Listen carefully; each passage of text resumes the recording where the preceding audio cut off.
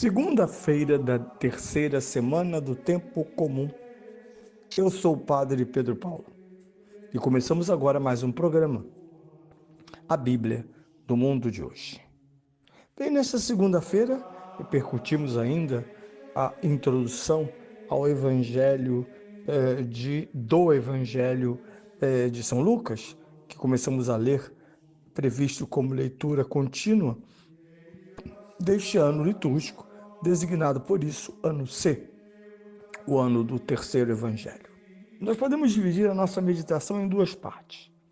Na primeira parte, lemos o espetacular texto de São Lucas, o seu epílogo, o seu prólogo, praticamente aquilo que nós podemos considerar como a própria apresentação do Evangelho de São Lucas, que está no primeiro capítulo, entre os versículos 1 até dos versículos 1 a 4. E assim ouvimos na sexta-feira, quando São Lucas nos disse: muitos empreenderam compor uma história dos acontecimentos que se realizaram entre nós, como nos transmitiram aqueles que foram desde o princípio testemunhas oculares e que se tornaram ministros da palavra. Também a mim me pareceu bem, depois de haver diligentemente investigado tudo desde o princípio, escrevê-los para ti, segundo a ordem, excelentíssimo Teófilo, para que conheças a solidez daqueles ensinamentos que tens recebido. Bem, aqui está São Lucas, no início do seu evangelho, na gênese do seu evangelho, dialogando com alguém chamado, por ele mesmo, Teófilo. Provavelmente um discípulo específico, pelo nome de origem judeu, de origem grega, ou um grego mesmo, um pagão, amigos de Deus. Muitos exegetas gostariam de projetá-lo na ideia de um interlocutor imaginário ou universal ou simbólico, como se discute também no Evangelho de São João o termo discípulo amado. Qual que seja a nossa opção, trata-se de alguém que interlocuta com o evangelista São Lucas e que nos dá a ocasião de ouvir São Lucas descrevendo o seu próprio evangelho. Bem, ressaltam-se aqui diversas coisas. A primeira é que ele vive o tempo do cânon, ou da canonização dos evangelhos. Os protestantes, alguns autores protestantes, gostam de levar esse processo para o segundo e até o terceiro séculos. Uma forma, talvez, de colocá-los como livros muito posteriores à figura dos apóstolos. São Justino, no primeiro século, chama, durante a missa, a leitura do Evangelho de Memória dos Apóstolos, Anamnesis dos Apóstolos, para dizer que eles são o Evangelho vivo no meio dos primeiros cristãos. São Lucas corrobora essa ideia, como diz, muitos empreenderam escrever. Aqui, obviamente, ele já faz uma alusão que nos interessa muito, se refere aos apócrifos. Muitos pretenderam, mas parece que somente 4 foram percebidos e canonizados e aprovados para serem obrigatórios, canônicos, para toda a Igreja. Os acontecimentos entre nós, obviamente, trata-se de Jesus, dos seus ensinamentos. Ele dirá isso de novo na sua segunda obra, na introdução da sua segunda obra, que são os Atos dos Apóstolos, ou que é os Atos dos Apóstolos. Além disso, ele diz que houve uma transmissão. Aquele se retira do papel de apóstolo que não tem para o papel de discípulo. Ele, na verdade, recebeu uma transmissão. Sabemos que Ele está no círculo de São Paulo através como amanuense, como companheiro de missão. E, obviamente, São Paulo terá sido o seu primeiro teólogo do cristianismo.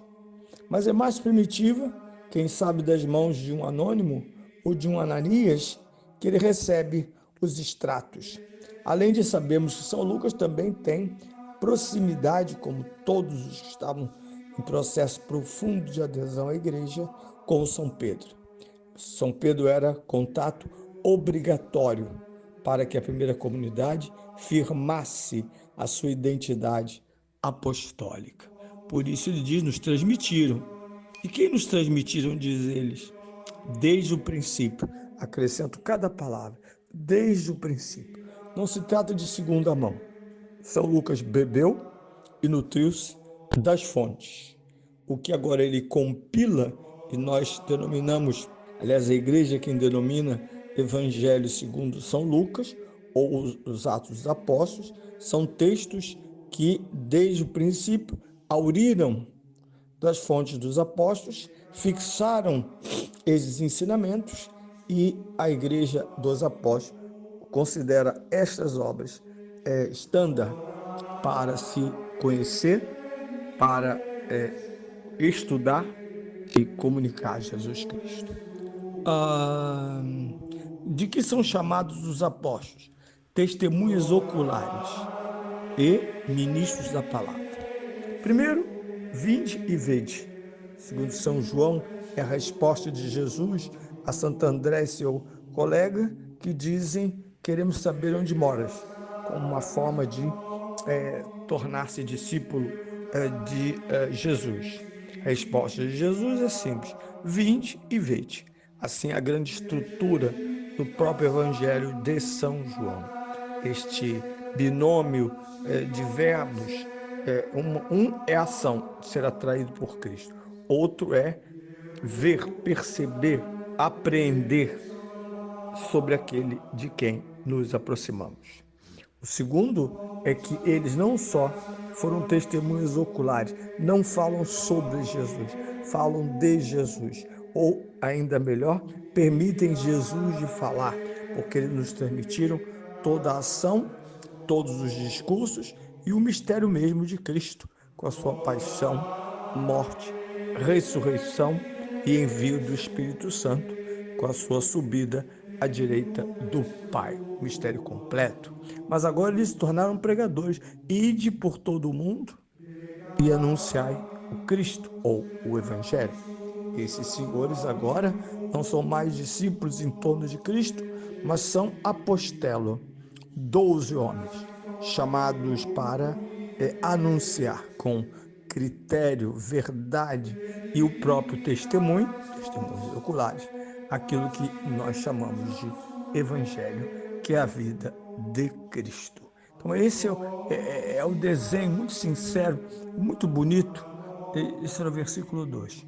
No versículo 3, nós temos a autoridade de um evangelista, assim como São João como apóstolo e evangelista, nos prólogos, nos epílogos dos seus evangelhos, do seu evangelho. Ele insiste na sua própria autoridade, dizendo: muitas coisas aconteceram. Eu só fixei estes sinais, porque eles são essenciais para que creiais e sejais salvos. É uma escolha que o apóstolo pode fazer. Ele até diz, de modo metafórico, que isso só foi necessário porque não haveria biblioteca para conter tudo o que Cristo disse e fez. Lembre-se que eles eram diários. A vida deles era a mesma de Cristo. Oravam, viviam, pregavam, participavam, eram corrigidos e amaestrados diretamente pelo próprio Cristo. Por isso, coube a mim, pareceu bem a mim também, investigar. Aqui o advérbio é muito importante, assim como ele descreve a chegada dos magos e a partida dos magos como algo em oposição a Herodes, enquanto Herodes os chama secretamente, né, para que investigue depois lhe dei notícia, com a ironia da adoração, os magos, eles têm todo um cuidado. Eles estão ali por causa de um exame profundo das condições, dos sinais dos tempos, para afirmar a chegada gloriosa do Rei, onde está vosso Rei, que acaba de nascer.